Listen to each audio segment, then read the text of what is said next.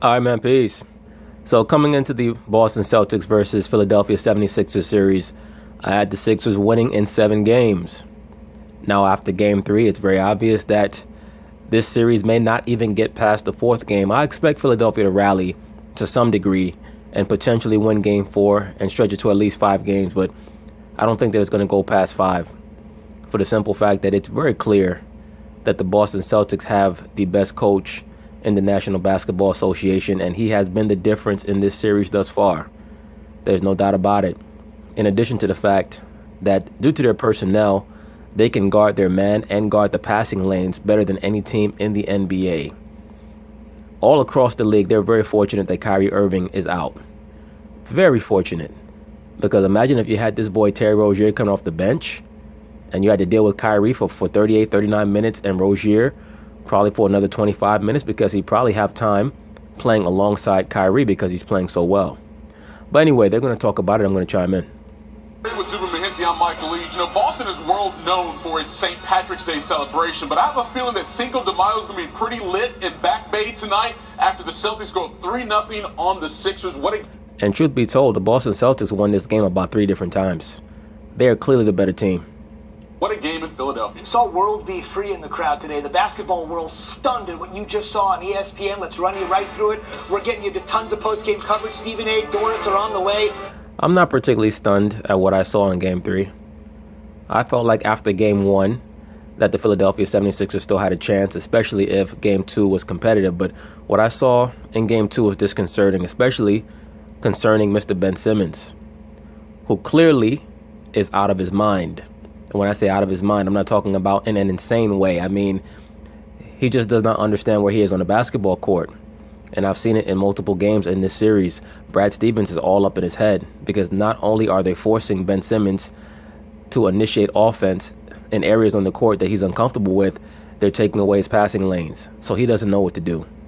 And it's causing him to play in a very frenetic fashion. And he's starting to miss layups, miss dunks, and those misses cost him the game. Hang tight for it all. Here we go. The Celtics out of a timeout. The old Brad Stevens ATO, right? Everybody knows about it. Even Greg Popovich says, I absolutely love watching Brad Stevens out of timeouts. There's a reason. Incredible agility up and in. And Boston has tied it. And then the Sixers get sloppy. Back the other way. Jaylen Brown, hamstring and all. What a... As I've stated, it's very clear that Ben Simmons is not in his right mind. He's made multiple logistical mistakes, multiple strategic mistakes during the game. Now let's watch this play right here. Even though it's J.J. Redick who allegedly turns the ball over, it's really Ben Simmons' fault. It's obvious that Ben Simmons was running the wrong play. Because not only did J.J. Redick pass the ball to a spot that he thought Ben Simmons was supposed to be, but it's obvious that Ben Simmons was actually supposed to be there because he ends up colliding with Joel Embiid. Let's rewind it back. In, and Boston has tied it. And then... Now look at this play. He hands the ball off to J.J. Redick. J.J. Redick is supposed to give it right back to him. But for whatever reason, Ben Simmons is trying to cut around to the basket. And it's obvious that he's not supposed to be running that play because he bumps right into Joel Embiid and knocks him down. And then the Sixers get sloppy. Back the other way. Jaylen Brown, hamstring and all. What a dish, knowing exactly where the clock is. And the Celtics somehow take the lead. Simmons clearly wasn't expecting the back pass. No, he clearly was running the wrong play. From Redick, who at that time looked like he would be a GOAT. And Brown continues a miraculous postseason. Even when banged up, gives everything he's got. Bellinelli! Got it. Now the crowd thought that was a 3. But it's clearly a 2. Foot on the line. Philadelphia was lucky to get this game into overtime in the first place. Ben Simmons had a play where he was wide open and missed a tomahawk dunk. And you could see by the look on his face that he's saying to himself, wow, what is wrong with me right now? What's wrong with him is that he's pressing too hard because the Boston Celtics are all up in his cranium. But that's going to get us to overtime. And remember, the Sixers were to lose and go down 3-0. No team has ever rallied from 3-0 in the playoffs. So that... And Philadelphia is not going to rally from down 3-0 either. Their players are not multifunctional enough. They have too many players who are role-oriented. J.J. Redick has played above his head. And he's not a player who's multifaceted. You expect J.J. Redick to hit wide open jump shots. Now, this should show Ben Simmons in the offseason how important it's going to be for him to work on improving the other aspects of his game, because as you advance up the levels in the NBA playoffs, if one team is not able to bring out your weaknesses, the next team will. That's why when you talk about champions, world champions, multiple-time world champions in NBA history, almost uniformly, they are great at multiple things. Not just good, but great. Even Bill Russell was great at multiple things. He was not a great scorer, but his team was stacked enough that he was not expected to be a proficient scorer. But when you look at all the other great multiple-time world champions, whether it was Magic, Bird, Kareem, LeBron, Jordan, Tim Duncan, etc., they were expected to come into a series understanding that they could not be stopped because they had perfected their game to the level where they had no true discernible weaknesses when they were at their peak. Ben Simmons is nowhere near at his peak, because if he can get taken out of a series to the point where he only scores 1 point in a game, he has to go back to the drawing board. I'm certainly not going to write him off. I have him in my top 30 players in the NBA right now. I'm already on record as stating that if he gets a jump shot and he becomes more proficient on the free throw line, he automatically jumps into questionably being a top 5, top 10 NBA player. But that's a long way to go. He has to put in a lot of work. So that was incredible. But the confetti fell because a lot of people thought that was indeed a 3, and the Sixers had won the game. I knew that wasn't a 3 when he shot it. 7-minute delay. Sweep off the confetti. The Celtics' possibility of a sweep still alive. Redick, what a huge shot after what happened in the latter stages of regulation. And then Jason Tatum, Jason Tatum has played exemplary thus far in this series. It was just money in the fourth quarter and overtime. Not at the free throw line, but everywhere else. Simmons, beautiful move there. Incredible sequences in overtime. That was pretty much the highlight of Simmons' day today, was that little spin move layup. In overtime, with Simmons and Tatum just going back and forth. Tough left hand for the former Duke standout. Incredible. Who was going to make the first mistake? Sixers had their chances. And I knew that there was no way that Joel Embiid was going to make that shot. It was very, very obvious from the early part of the fourth quarter that he was dead tired. The main thing that he has to work on in the offseason is building up his conditioning to where he can bring an A-plus effort and be proficient on the offensive end for the duration of the NBA season and give his team at least 70 to 75 regular season games and a deep playoff run. A lot of people don't realize when you get to the NBA level, these superlative performers in the NBA, they have elite level conditioning, elite level fitness, especially when you're talking about two-way players. That's why I put a Kawhi Leonard on that top echelon, because when you're going all out on offense and defense, he is at an unbelievable level of conditioning, superlative.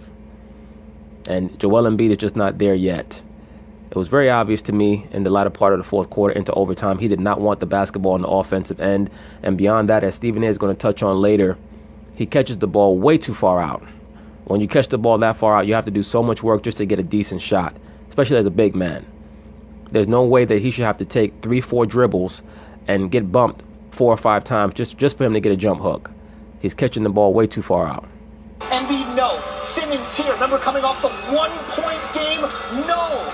So again, the Celtics with an ATO. The after timeout. Not sure this is exactly what Stevens... Beautiful play as usual from Brad Stevens. Stevens drew up, but it instead goes to Horford. Incredible. And the announcer stated that he's not sure if that's the play that Stevens drew up. Well, if that's not the play that he drew up, what play were they running then?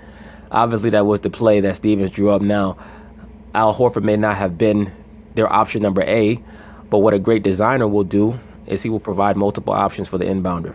The Celtics have taken... Now, Ben Simmons is once again going to show you that his mind is not all there. Either that or he and Joel Embiid were not on the same page, because he threw a very lazy inbound pass to Joel Embiid, and Joel Embiid tried to seal instead of coming to the basketball. Taking the lead. They've never lost a playoff series going up 2-0. They're about to go up 3-0 as Horford is fouled. He would make both free throws. 3-point game. 3 seconds to go. He was the hero in regulation.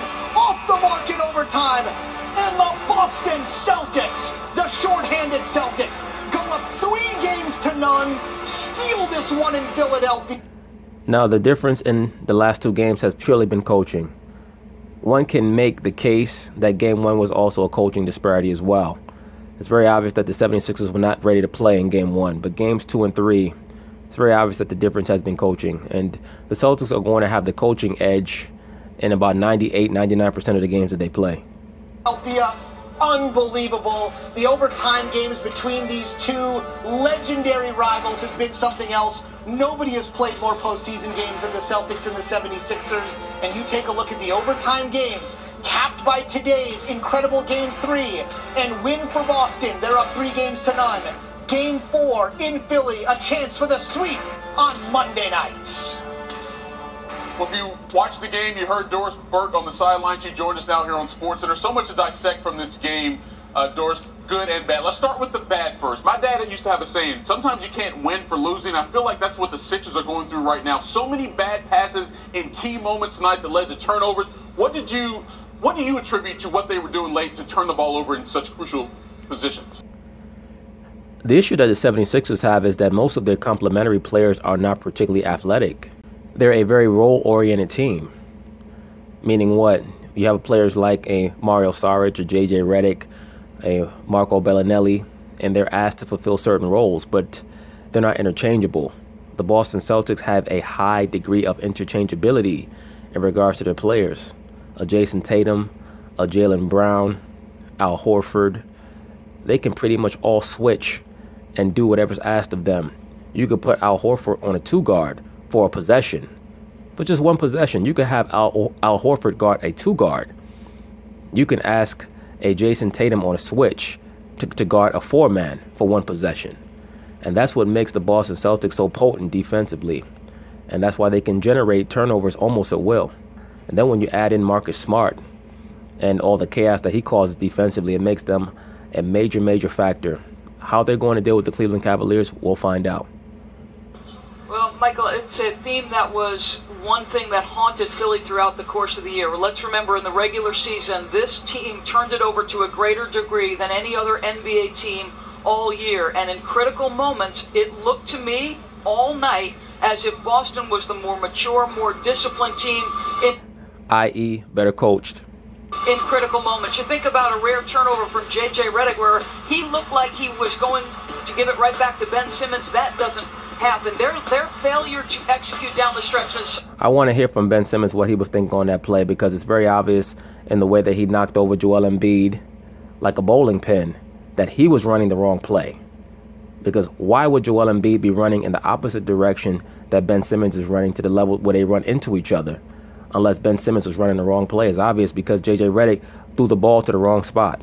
So interesting, Michael, because going all the way back to November, I had a private conversation with J.J. Redick, and he said, Doris, if we figure out the turnover situations, we're going to be a very tough team to beat. You wonder if this is just a step they've got to get past to have more success in the future in the playoffs, because it's haunted them all year. Yeah, we always say there's a learning process to learning how to win, and sometimes you have to go through struggles such as these to get to that point. So I give Doris Burke a lot of credit. She's one of the few female sports announcers that does not annoy me.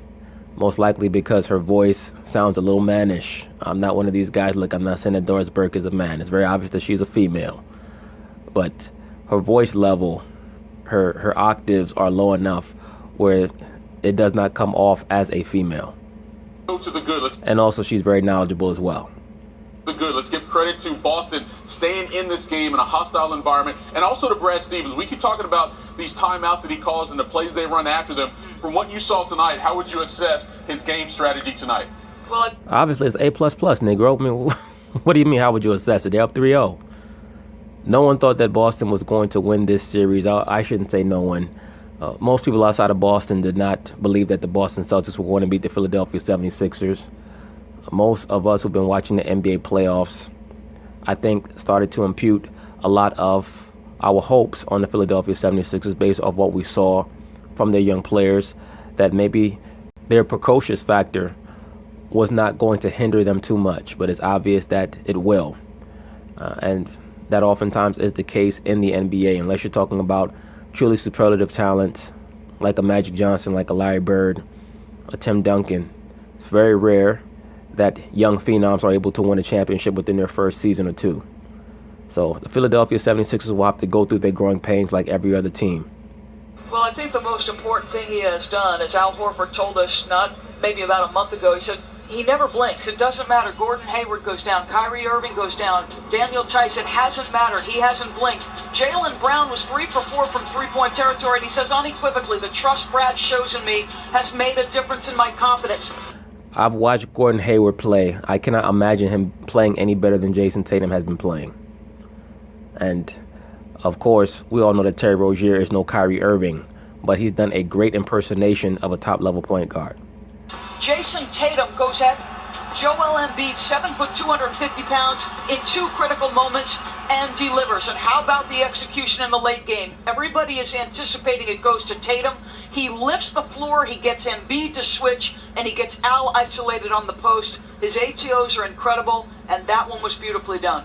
Doris, as we mentioned, no team has ever rallied from an 0-3 deficit to come back in a best-of-7 series in NBA playoffs history. And the Philadelphia 76ers are not going to be the first team to do it.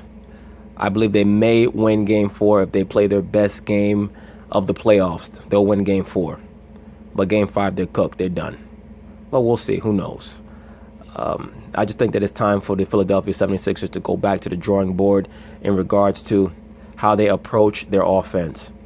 It's ridiculous how far out Joel Embiid consistently catches the ball when he's trying to post up.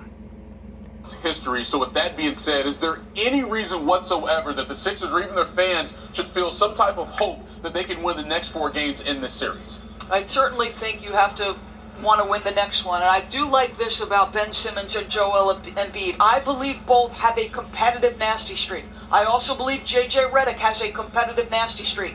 This isn't about the series, Michael. This is about pride. And this is about giving something to a long-suffering city that went and endured the entire process. Get them one win. Have the competitive spirit and toughness to want to win Game 4.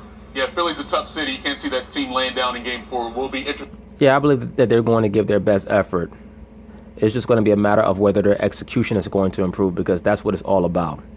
And the playoffs is not about effort. It's about execution. Interesting. Monday, Celtics have a chance to close out the Sixers in Philadelphia, 6 o'clock Eastern, 3 Pacific. Dorsberg, as always, we appreciate it. My pleasure. Now go home and go bake some cupcakes or something. Don't you look like somebody who bakes cupcakes? Great to see DB. Now, did you know Jason Tatum has scored 20 points in 5 straight games? He's just a young kid. According to the Elias Sports Bureau, it breaks a tie, Mike, with Larry Bird for the most consecutive 20-point games by a Celtics rookie in the postseason. When you're with Bird... Shows you how well Jason Tatum has been playing. With Bird, you're in some rarefied air. For reference, the longest streak of 20-point playoff games by any rookie, compiled by Lou Alcindor, of course, it became Kareem Abdul-Jabbar in 1970. 10 games, 24 points, 5 rebounds, 4 assists, 41 minutes. Jason Tatum scored more than anybody on the floor in this game tonight. Unbelievable. And joining us from the floor, the man that knows the pulse of Philadelphia unlike any other, our very own Stephen A. Smith. Stephen A., you watched this game along with millions of others. Take me through your thoughts of what happened to the Sixers and what the Celtics did. I have one thought. This is the first time in my professional career coaching, covering the NBA. Oh, that's a Freudian slip. Stephen A. Smith showing you that he believes that he's on a coach's level of basketball acumen. He's going to make the mistake again, or the Freudian slip again. Very, very revealing. That I've seen a coach lose all 3 games in a playoff series. That's my thought. Game 1, they were ill-prepared. Game 2, that second quarter, you threw the game away by being up 19 with 3:43 left in the first half, and you let them go on a run to close it to within 5. You call no timeouts, you make no substitutions, you don't slow the pace, you don't get the ball inside to Joel Embiid, and you don't sub in anybody like a Markelle Fultz. You have to understand something, Stephen A. Smith. You can't always dump it inside to Joel Embiid if Joel Embiid is not at the level of conditioning to receive that level of offensive load. It's very clear that the brother has to work on his conditioning and his endurance, because he does wear out over the course of the game. Tonight, Philadelphia, Game 3, turnover prone. As Doris accurately pointed out, it's been a problem with them all year long. At the end of regulation, why do you have a shooter in J.J. Redick trying to make a point guard decision? He's obviously because he has no confidence in Ben Simmons. That is more revealing pertaining to how they're perceiving Ben Simmons right now than a bad choice on the part of the coach, Brett Brown, even though I agree with you that Brett Brown is getting badly outcoached. There are some strategic issues in regards to their offense, but I believe that there was a method to his madness in regards to why he wanted J.J. Redick to inbound the ball. I believe that most likely Brett Brown wanted J.J. Redick to inbound the basketball so that he could receive the ball right back from Ben Simmons and take what most likely was going to be a three-point shot off of a pick-and-roll setup or something of that nature. But because Ben Simmons ran the wrong play, the ball got turned over. He's the one who's supposed to be receiving the ball, not looking to make the pass. Why didn't you get the ball down low to Joel Embiid more? Why is he 17 to 19 feet away from the basket? I agree with that, sir. Basket in pick and roll situations. What kind of sense does that make? Then on top of it, Beyond that, even more than the pick and roll situations, when he posts up way too far from the basket. And I noticed that from a lot of NBA centers today, because I also see that with Karl Anthony Towns. They set up in the post so far away from the basket. They need to watch some film of Patrick Ewing and Hakeem Olajuwon, Brad Daugherty, and watch how centers are supposed to post up. Shaquille O'Neal, Tim Duncan. You're supposed to be posting them way closer to the basket than that, man. Top of it all, you got overtime, and you saw what happened with the inbounds pass. You've got 5 guys on the floor. Only one of them is athletic enough to get away from Boston's defenders. Well, that's a personnel issue that they're going to have for the entire series, Stephen A. Smith. They can't change that. Other than Covington and Ben Simmons, who do they really have on their team that is 6'8", 6'9" with long arms? I mean, are you going to say that they should play Markelle Fultz more? Do you think Markelle Fultz is ready for this type of environment? He sat pretty much the whole series, so we're not going to see him for this whole series, Stephen A. Smith. I doubt it. Unless in Game 4, they're down by 20 and Brett Brown says, okay, you can go in and play. That person would happen to be Ben Simmons, and you got him inbounding the balls. It makes no sense whatsoever. Those were the key elements in this particular game. Of course, they turned the ball over. Of course, there were some ill-advised shots. They were in tough situations. They're a young team. That's why they've been turnover prone throughout this year. But when you look at the decisions that was made by the coach, I have never, ever, in 25 years of covering, There he goes again. Stephen A. Smith thinks that he's a coach. That's why he tends to speak about basketball from such a lofty perch that he himself has created. He believes that he's on the level of a coach. This dude is something else, Stephen A. Smith. The NBA see a coach in the first 3 games of a playoff series blow all 3 games. That is what happened, and that is why the Philadelphia 76ers are on the brink of elimination, about to get the broomsticks out and get swept up out of here. Well, it sounds like you're pretty upset because your prognostication was that the Philadelphia 76ers were going to the finals. I thought that they were going to get to the Eastern Conference Finals. It's very obvious that they're not ready. Why is that? Because of the disparity in coaching, and that happens. I've brought this out before. There are championship-level coaches, and there are coaches that are only equipped to bring your team to a high level of proficiency, meaning what? 50 to 55 wins in the second round of the playoffs, maybe the third round. But they're not championship caliber. Is that Brett Brown? Who knows? Maybe he's just a very good coach who's running into a basketball wizard in Brad Stevens. We'll find out 10 years from now exactly where Brad Stevens is ranked or how he's viewed in regards to coaches. It's because of coaching. It's that simple. How about that? Stephen A. putting Brett Brown on notice. On the other side, if that's what you think about Brett Brown, take me through Brad Stevens, a couple of those ATO calls, and hanging in shorthanded, winning this game, and putting them on the brink of the Eastern Conference Finals. Well, first of all, let me be clear. I'm not calling for Brett Brown to get fired. I'm just saying I wouldn't be surprised if it happened. No, you're calling for him to get fired. Don't try to back down now. You spent the whole segment shitting on Brett Brown. Okay, you said this is the first time ever that you've seen a coach blow 3 games in the playoffs. So don't try to back up now because you try to act like you don't call for people's jobs. You call for their jobs all the time. Based on these 3 games performing, he did a good job during the regular season. It's just that these 3 games have been god-awful. Now to Brad Stevens. All you have to look at is the inbounds plays. The inbounds plays that he ran. Out of timeouts, each and every single time he came out of a timeout with the ball in his hands, he ran a play that ended up in points for the Boston Celtics. Al Horford scoring on a... Well, that's what great coaches do, Stephen A. Smith. We know that. Back in the day when Doc Rivers was in his heyday, he was known for his great plays out of timeouts when he was coaching the Celtics. a layup. Morris scoring on a jump shot. Jaylen Brown scoring on an open shot. Jason Tatum going on an open layup. You saw it throughout the game where Brad Stevens is proven to be, yet again, one of the great coaches in the game of basketball. And in fairness to the Philadelphia 76ers, this is something where we all drop the ball. We looked at the Philadelphia 76ers shoot threes against Miami. We looked at their ability to defend. We looked at the size that they had on the court. And we said, you know what? This team is a problem for anybody. We forgot, because of Kyrie Irving's absence, we forgot that Boston has young guys who are long, who are athletic. And unlike the Philadelphia 76ers, they're not one-dimensional. They can do a multitude of things. They can drive to the hole. They can hit jump shots. They can put the ball on the floor, etc., etc. All of those things will work in the Boston's favor. Philadelphia was rife with one-dimensional players. The Boston Celtics have multi-dimensional players. That's why they're up 3-0 in this series. Well, that's the same issue that analysts tend to have in regards to why they constantly believe that many of Floyd Mayweather's opponents are going to beat him back in the day. Oh, so-and-so hits hard, or so-and-so's fast, or so-and-so's bigger than him, or so-and-so is a southpaw. But when you're dealing with an athlete, a master boxer, a master craftsman like a Floyd Mayweather, who is adept in basically every level of boxing, he can nullify what you do well. That's what a great coach will do, who truly understands the game and has the troops to execute what he sees and what he comprehends. They are going to take away what you do well, and they're going to force you to go to plan B, C, and D if you have one. That's where the opponent's coach comes into account.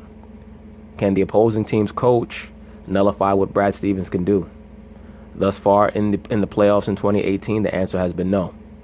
Stephen O, hold that thought. We're going to go live to coverage at the podium. It's the aforementioned Brad Stevens. Switched him on to Al the next. They switched some screens, and Al was able to seal for the little throw over the top, and that's something we've tried to do before. And we were fortunate that Al made a strong catch, and then made a very strong finish. Bob's trying to say, Coach, just to follow from Paul, were you not going to call timeout after the change of possession? With 16 seconds left? Yeah, exactly. I always like to look first.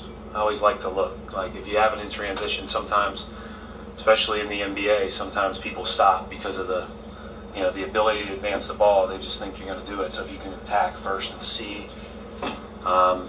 I was kicking myself a little bit when Al caught that ball in the post when I did call timeout, because it was probably unlikely that we were going to get a pretty decent look with that because they weren't going to leave our shooters. Brandon Barkwitz, Philly.com. What's your sense of how you guys defended Joel Embiid? It seems awfully physical out there, and how Aaron fared. He's a hard guy to guard. He shot 48 times the last 2 games, and he shot a bunch the first game. He's going to get his opportunities, and he's going to score some. He's a really hard guy to guard. You have to be physical while showing your hands. I thought they were both great tonight defending. Again, he's a hard guy to guard. I guarantee you that in the locker room, while he's prepping his team, he's telling them about Joel Embiid. This is a guy who has a big ego. He likes to talk shit. He loves social media. This is a person that we want to make him believe that he can carry his team to victory over us. Because as long as he has the ball and he's bouncing and trying to back his man down, that's taking the onus away from his three-point shooters. The only way that they can beat us is if they're making their threes, because they're not going to beat us to the basket off the dribble. So we want Joel Embiid to take 20 to 25 shots a game, especially if he shoots under 50%, which he is thus far in this series. That's taking away his team's chances of defeating us. Because as long as he's dribbling, he's taking away possessions from them, because it's taking longer for them to execute their shot per possession. Man, does it look like Brad Stevens just took part in an incredibly dramatic overtime game? He's as calm as ever. Stephen A., back to you. One guy I wanted to talk to you about. In your last answer, you talked about all the young guys we all fell in love with for the Sixers, but maybe not so much for the Celtics. Your thoughts tonight on watching Jason Tatum, 24-5-4, scored more than anybody on the floor and played 41 minutes and made huge shots in the fourth quarter and overtime. What are your thoughts on this young kid? Well, a couple of things come to my mind about Jason Tatum. Number one, he's a Rookie of the Year candidate. He's been consistent throughout the year, being very, very productive. He wouldn't win Rookie of the Year, but he definitely was in the conversation. That's number one. And number two... And kudos to Jason Tatum for rebounding from hitting that rookie wall that he very clearly was hitting around January. He's bounced back, and he's probably been, other than Donovan Mitchell, the best rookie in the NBA in the second half of the season, giving a slight edge over Ben Simmons, particularly if you extend into the playoffs. Up to now, that is.